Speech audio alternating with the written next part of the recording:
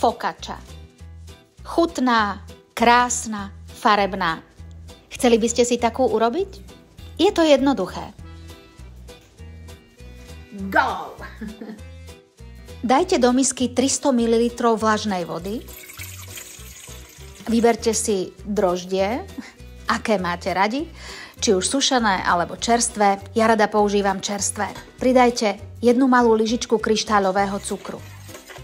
Premiešajte a prisypte 400 g preosiatej hladkej múky. Potom pridajte olivový olej a osoľte. Vymieste hladké cesto, ktoré sa odliepa od misy. Nechajte na teplom mieste, prikryté utierkou kysnúť asi 2 hodiny.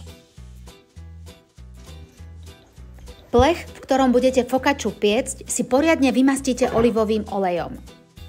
Olivový olej ešte budeme potrebovať, pretože cesto ním poriadne polejeme. Potom naň vylejte cesto a roztiahnite ho na celý plech.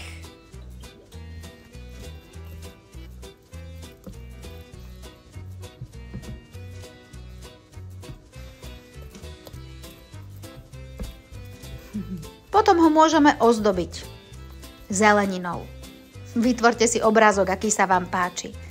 Mne sa žiada jar, tak som si vytvorila jarnú lúku. S cibikou cibule som urobila stonky, z červenej cibule budú tulipány, z červenej papriky a paradajok kvetinky. Fantázii sa medze nekladú.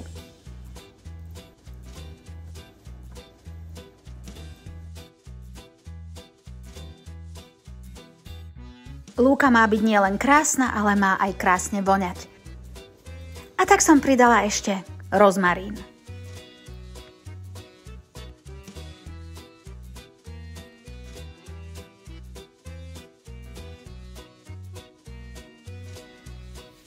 A nezabudnite na záver posoliť.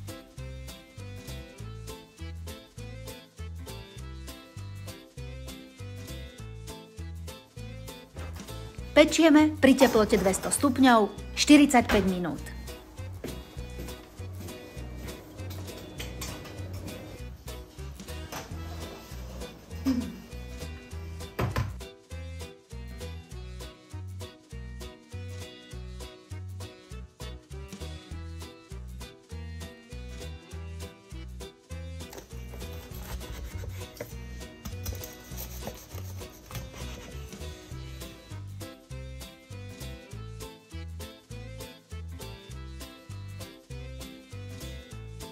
Ak sa vám tieto recepty páčia, budem rada, ak sa prihlásite na odber tohto YouTubeového kanála.